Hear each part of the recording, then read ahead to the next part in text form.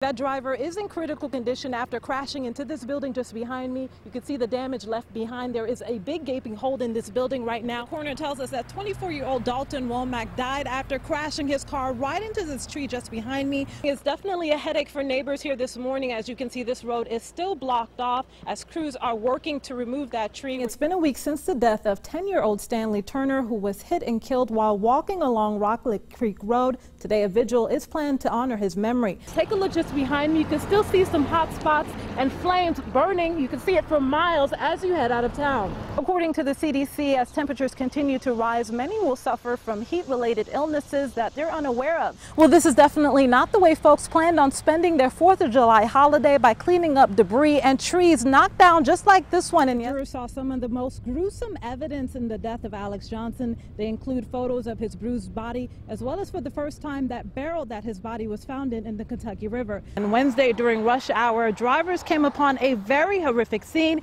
a man fully engulfed in flames. The owner of the store says that he witnessed this all play out through an app on his cell phone, and he says that is what helped get his employees to safety. That water is rushing through this creek. Crews tell us that was a major factor in them stopping their search overnight. Storms caused rising water and trapped a tour group in a cave in Hartford County. They found a body in the middle of the road. You can see just behind me that crews are still on scene, working that scene of what they believe to be a crime scene. I'm in the 300 block of Hawthorne Drive, and that home is just behind me. You can see that fire crews are still working to put out some hot spots. I'll zoom in so you can see that there's actually a big gaping hole at the top of that home. They're still searching for whoever was responsible for that shooting that happened at around midnight off of Village Drive. Lexington fire investigators say they now suspect arson in this vacant trailer fire that happened at the Maple Grove Mobile Home Park. They say at that time, a man with a mask and a hooded sweatshirt walked right into this bank just behind me. He tried to steal a money bag from a customer.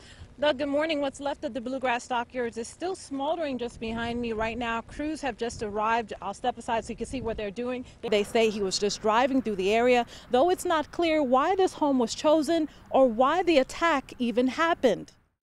Well, this is definitely not the way folks planned on spending their 4th of July holiday, by cleaning up debris and trees knocked down just like this one in yesterday's storms. We're told that this tree fell on this home just behind me. 2 newborns were inside. Their parents say that they got them out just in the nick of time. Neighbors are helping each other clean up after the 4th of July holiday, but the debris is not from fireworks. 2016, a surprise.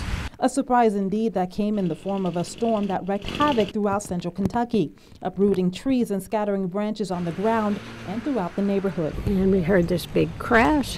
A neighbor in Lexington describes the whistling sound caused by the high winds. And we saw the trees really whipping away, and we knew that there had been a major problem in the neighborhood. A snapping sound prompted the family in this home to grab their twin newborns and run out, moments before this massive oak tree split in half and fell on their home.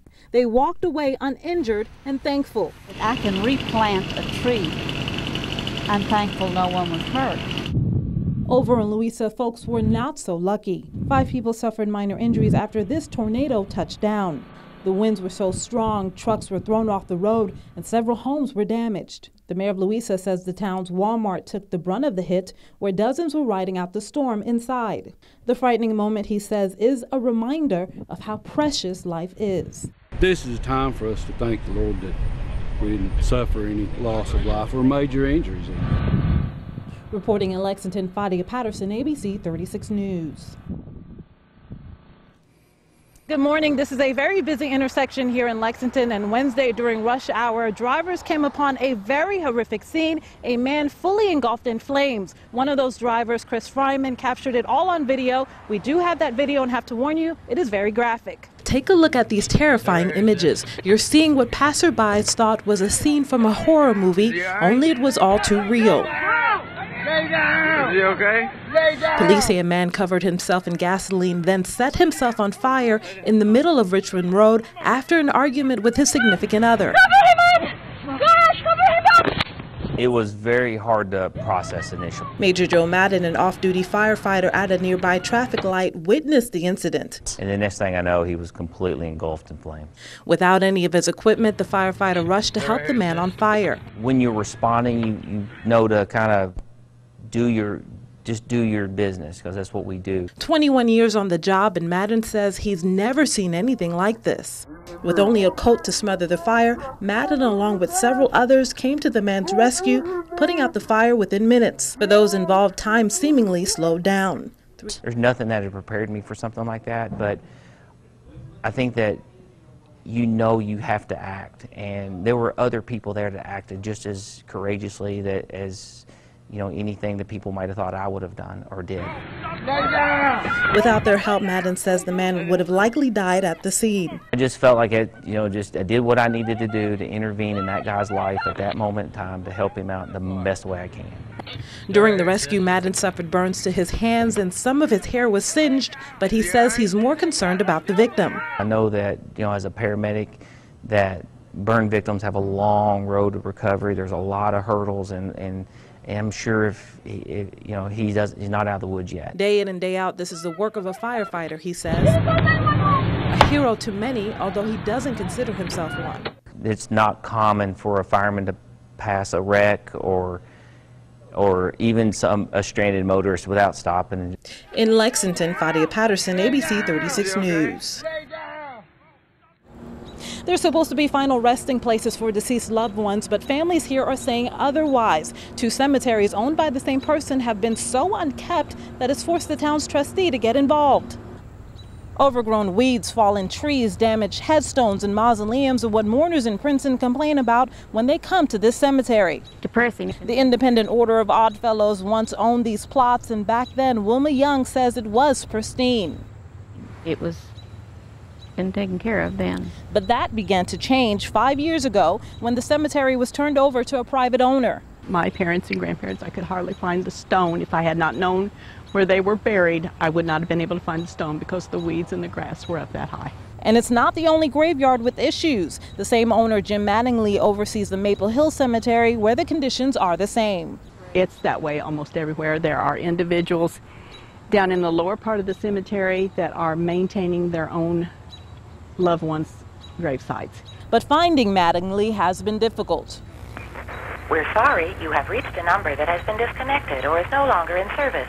The Patoka Township trustee mailed letters to Mattingly to ask him to clean up the property, but those letters were returned. Miller has also tried to find him. This is a privately owned cemetery, and I feel like the owner doesn't care.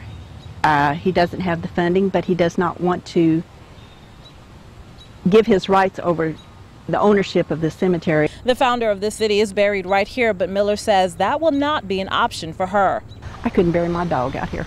I've told my husband that if he buries me out here, I will come back and haunt him till my dying. But he's dead. I can't be put out here. And I wouldn't put any of my family out here. Reporting in Princeton, Fadia, Patterson, ABC 36 News. Death tolls continue to rise following a vicious attack by suicide bombers at one of Istanbul's largest airports. I talked with several Kentuckians who were there, and they're telling me they're shaken by their close call. 3 Kentuckians were visiting Istanbul at the time of the bombings. I was shaking, I broke down.